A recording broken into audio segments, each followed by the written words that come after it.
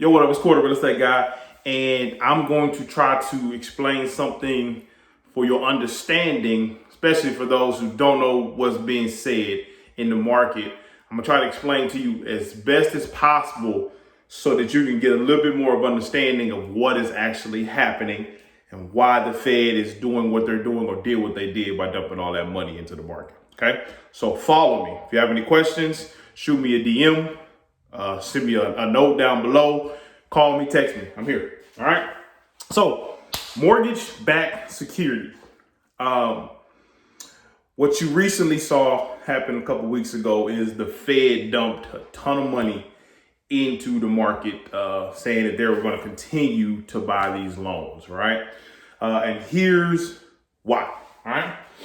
Just first off, let's piggyback. Let's talk about what actually happens when you, the borrower, borrows money. What is going on after that behind the scenes, okay?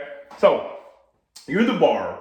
You borrow money from whatever bank. This is the bank that you're borrowing money from. Now, you're not the only borrower that is asking for money, right?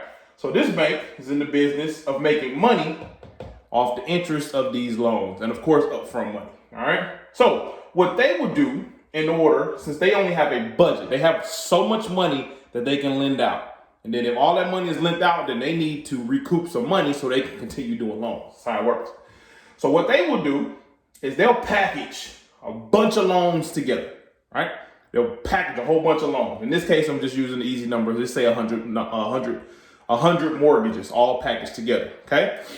What they will then do is they will take those and they will sell it to what we call the secondary market, all right? So Fannie and Freddie are government, all right? Fannie and Freddie are government, all right? There's also other investment banks, all right? So you're taking money from a bank, you're borrowing. Banks also borrow money from other banks to help them do things, bigger banks, right? In this situation, they're not borrowing money. Here, they're actually packaging these loans and selling them either to Fannie and Freddie or to other investment banks, all right? Now, why they're doing that is once they do all these loans, they sell them off. So when they sell them off, they can have money to continue doing loans, all right? They want to have money to continue doing loans. Now, what they're going to take is they're going to take fees, all right? So when you have closing costs, you have fees that you have to pay, origination fees, appraisal fees, all these different fees that you have to pay, right? That's how they're making money. Also, they make money for servicing the loan, right? So in this situation, for instance, me, I'm with Loan Depot, right? So my mail or my portal for my mortgage shows that, hey, if I want documents from my mortgage or if I need history, if I want to make an online payment, I go through a Loan Depot portal to pay it, right? But they might not necessarily be the bank that owns your loan. They service it. So for that service, they get fees, right? They have sold it to Fannie and Freddie, who now have the rights to your loan. So even though you're paying every month to this, and this is what you see on your statements, they might not necessarily own the loan. The secondary market does. So they're paying for the rights to all of those different interests that comes with you paying your loan, right? Keep that in mind. Now, since you see that, all right, you see the mortgages being paid to the original bank, but they're servicing and they got upfront fees. That's how they're making their money. All right. When they service and they get these fees from them buying the loans, they have more money to do loans. Now, let's move over here. Well, this bank or this government, Fannie and Freddie, that's where you get these government-backed guaranteed loans, right? They're backing the loans no matter what. Even if people are defaulting or whatever the case may be, they're securing these loans with the mortgage, the property. Right? So security, deed, note, interest of property, or lien. All right. Once you borrow that money, you're not the owner. All right. Yes, you're making payments and your name is on the deed, but you're not the owner until you fully pay that note off. Right? If you borrow $200,000, 30-year note. If it takes 30 years, they own the property until you pay that back. I guarantee you, if you don't pay bills, pay your monthly mortgage for a while, you'll see who owns it because they'll foreclose on you. All right. So they pay for the rights. Right? Now, they can't just buy these loans and not make no money, right? They have to do the same thing. So what you have here is investors, right? And this is where you get the term MBS, is mortgage-backed securities. It's backed by securing the home. If a borrower defaults, we get the home and we can sell it off however much we can get. But these investors are buying stock, mortgage-backed security stocks, right?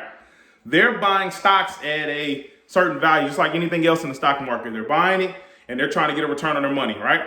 So they're evaluating risk, right? They're evaluating risk as well. So they're trying to make money off of buying these stocks from the secondary market or these banks that own the rights to these loans. That's what they're doing. All right. Now, this is the situation that we're in. With Fannie and Freddie guaranteeing these loans, they're guaranteeing that these investors who have invested in these stocks are going to get paid whatever interest they're supposed to get paid or negotiated. Say they're supposed to be getting a 6% return or whatever return. They're guaranteeing that they're paying them, right? Now, in the current situation, this market right now, all the forbearance and deferrals and all that, if a whole bunch of people, all of these borrowers who initially started this thing, start defaulting on their loan, they start not paying their loan, these banks now are no longer getting money, these deferrals and all of that. Say a lot of people do that. Just think about how much money just 100 of these or 1,000 of these or 100,000 of these people, because they're being furloughed, they're being laid off, they don't have the funds, they're living paycheck to paycheck, all the kids are at home, they just don't have the money to pay their mortgage, right? Okay, so now they're asking for, hey, can you give me a loan modification or something like that? Well, in this situation, the money that was trickling in from those monthly payments is now not, right? But these investors are pulling out and they're selling off those stocks, right? Because they're high risk at this point. People aren't paying their mortgages, so I'm not getting no money on my investment. This is why the government said we're going to dump it in and we're going to guarantee it regardless. We're going to take care of the banks that are doing these loans. That's why banks are continuing to do loans. If they didn't do that, right? If they didn't do that, then we would be in a bigger crisis than what we are right now. So just think about this. These investors, the banks that own these loans still have to pay their returns to their investors who have these stocks. They still have to pay it, even if they not get money because people are not paying their mortgage. Keep that in mind. So these banks are not now doing these loans, or they're only doing them and they're raising their guidelines, as we talked about yesterday, to people that say, hey, you have to have immaculate credit and you have to have so much money in your reserves. That's the only way we're doing loans. So they're rewriting guidelines within those different entities, those different banks, saying, hey, yes, it was normally said that a 580 you can get a loan done, or a 620 you can get a loan done. Now those guidelines have changed. You need a 660 or 670 or 680 or above to do this, and your debt to income ratio has to be a lot lower in order for you to even get like FHA loans or 3% conventional loans. That's what's going on in the market. All right. So I hope I simplified it for you. If you have any questions, you want to talk about it in more detail, hit me up. It's Cory talking about mortgage-backed securities.